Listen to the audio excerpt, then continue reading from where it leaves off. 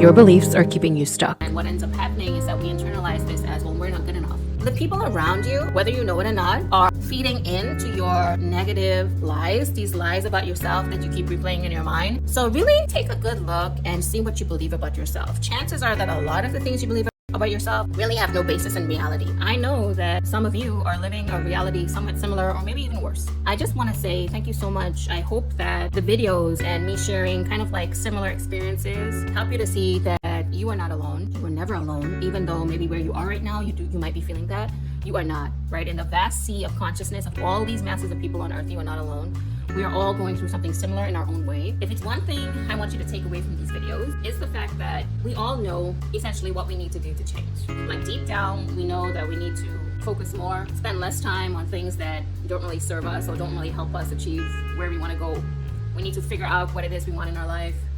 We need to eat better, we need to exercise, we need to stop hanging out with people that have no drive, no ambition, make us feel bad about ourselves or remind us that this is wherever we are, oh, this is all it's ever going to be. Like we all know this, right? At some deep level. One thing that I did to actually make sense of changing my life was changing the way I saw myself. Like I needed to cultivate belief, self-belief, because I had so much self-doubt. You know, growing up in an Asian family, my parents were super critical. Some parents might think that being overly critical is beneficial to their kids, and what ends up happening is that we internalize this as, well, we're not good enough. We go on to university or we start working, and then we start reliving this experience with our boss or with our team leader or with maybe even a boyfriend or a girlfriend, someone who somehow seems to be in a position of authority. We kind of internalize the way they are leading us or guiding us in the same way we internalize what our parents did with us, right? How they disciplined us, how they told us, no, you're not doing that well, you need to do it better. And so we're feeling the same less than.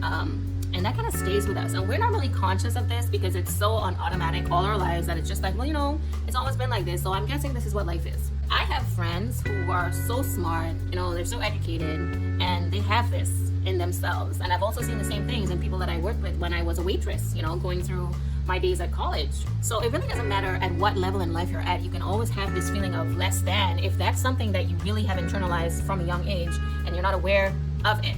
You know it's there, but you're not really conscious that, hey, this can be changed. It doesn't have to be like this. I didn't know you could change that until I was like 27. One of the first yoga classes I went to, I think, you know, God is really working in my life. Something bigger was really working in my life because that first yoga class, I felt like it spoke to me. It was about self-compassion. And the teacher on our mats, he really stressed the importance of you can't expect to have a compassionate life for other people if you cannot even love yourself. Give yourself grace. You are doing everything. You are showing up. You are going to work. You are still doing all the things. Give yourself a pat on the back and understand that not everybody is at a state of mental awareness to recognize that some things within us are actually holding us back. It's not that we need to change what we're doing. We know that. But we can still change what we're doing and feel like crap on the inside, right? I mean, in my 20s, I had such a fit body, but on the inside, I had no self-worth, no self-confidence. I just didn't believe that I was good enough. And it was so embarrassing that I never really shared that with anybody.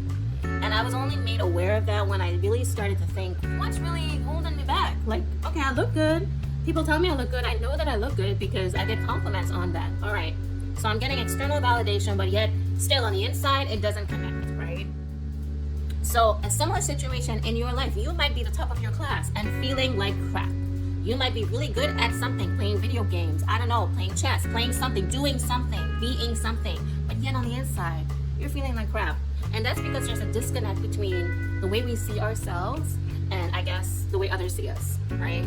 So like people are talking about self-image and self-concept. These ideas really just come down to how do you see yourself? When you look in the mirror, what are you seeing? You might see disappointment. You might see a slob. You might see all these horrible things, and in actuality, you're not. You know, so we are like looking at our lives through this pair of glasses that is like so tainted and dirty, and we're not even realizing that that is why we can't really get unstuck. That is the reason we keep feeling like we're spinning our wheels and not going anywhere in life, because the way we see ourselves is the problem. So yes, we need to change certain behaviors. We need to eat better. We need to take care of our bodies. We need to take care of our minds, rest, sleep, block out the people that make us feel like crap. block out the people that don't support us or don't see the vision that we could ever be better than they think we are. The only thing that matters really is the way we see ourselves. And honestly, that comes down to self-belief, or what do you believe about yourself. So just a quick, simple takeaway. This is the one thing that actually changed everything for me, was me recognizing all the things that I believed about myself. And they were not really nice. I believed that, somehow I was not smart. Somehow I had a low IQ. Those things are not true. I believed that I was unattractive, that I was ugly. That's not true either. I believed that I could never really accomplish goals in my life on my own. Like I needed someone to help me every time. All turned out to be lies. So I was believing lies about myself. No one actually told me these things. I internalized my childhood experiences, my teenage experiences, like I was not good enough. My parents got divorced. My dad and we didn't really have a close relationship. So somehow I felt like that meant that I was not good enough. I wasn't good enough for my dad's attention. My dad had no clue about this when I told him years later in my 20s. He's like, what? I just thought you needed your space because I didn't understand you as a young woman. So I gave you your space. I'll give you another example. Me thinking I was not smart all through my high school years, or maybe even younger, all through my primary school. I grew up in the British system, so we don't call it elementary school, it's primary school. They kept telling me I was a B student. Well, you know what? It turned out that I'm actually an A student with the right environment, with the right teachers, with the right support. I became an A student. Okay, who knew that? The people around you are, whether you know it or not, feeding into your negative lies, these lies about yourself that you keep replaying in your mind. So really take a good look and see what you believe about yourself. Chances are that a lot of the things you believe about yourself really have no basis in reality. And the way beliefs are formed, you can read it up on any kind of neuro-linguistic program or psychology book. The way beliefs are formed is we have an experience and we internalize that experience, whether good or bad. We have a similar experience and we internalize the experience in the same way that we did before, and we see that new experience is evidence that, oh, we're not good enough. Oh, daddy doesn't love me. Oh, I'm a failure. Oh. So the brain is just looking for evidence to support pre-existing or things we already believe as true. It does not actually have to be true. So once you recognize these things about yourself that you believe, step 2, I want you to write next to it, find even just one experience in your life that disproves that self-belief, that limiting negative lie that you've believed about yourself. For example, you are not lovable. Some of us actually think we're not lovable. I did.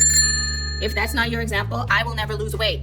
Really? It's not possible for you? You have such strange genes that it's impossible for you to lose weight?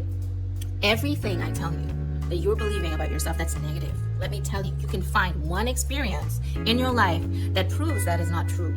And the goal here is to find things that we believe about ourselves that are good, that empower us, that motivate us, that drive us. It does not give a damn what other people think about us, so long as we know that we are capable of better within ourselves. Once that becomes something we wake up and we truly believe, then anything you want to do, to change, to live, to have in this life is possible. And once you start believing, just change one belief, just one, right? You might have a whole bunch, but start with one. For me, it was just one. And that was, I can love myself. At that point, I felt like I was incapable of being loved, like truly loved and accepted by anybody. So I said, I can be the one person that loves myself. And I started to do that. And then gradually, I saw changes in my life. People started responding to me in more loving ways, in more friendly ways. And they even said I changed. And the only thing I really changed was myself, the way I saw myself. And actually that translated into me being, I was a manager at the time, a less bitchy manager. I was now more compassionate with the people that I worked with, and therefore they received me in that way. So guys, with much love and light, I do hope that whatever your circumstances right now, find a way for you to internalize yourself as being capable, because you are. No one was brought into this earth to be a slave to these disempowering, these beliefs, these lies that keep us really small. No. And there are people in this world who are not self-conscious about the way that they are treating us, and they don't see the negative effect they might be having on us. And then there's the other kind of people who know. They definitely know, and they use that to their advantage, to take advantage of people who don't have self-confidence or who don't feel good about themselves, right? The narcissists in the world and the people that abuse others, and just really sucky people. So this is an advantage if you can just change one belief about yourself. That is going to have a ripple effect, and it's going to take time. Trust me, if you are thinking negative things, if you're believing negative things about yourself, you have been programmed like a computer. But it's true, the brain is like a computer. You have been programmed or influenced, even if you were the one doing it to yourself, to believe that. And you can change it. So with much love and light, my friends, I'm going to be doing more videos like this. I'm sorry, but I really would like to show up more, and I'm not great at editing, and so I'm hoping that this is a way that I can connect quicker, faster, easier with you guys. Much love and light from Japan, where I'm living right now, to your home. And if you like this video, like, share it with a friend, and subscribe. And if you're already subscribed, thank you so much for being here.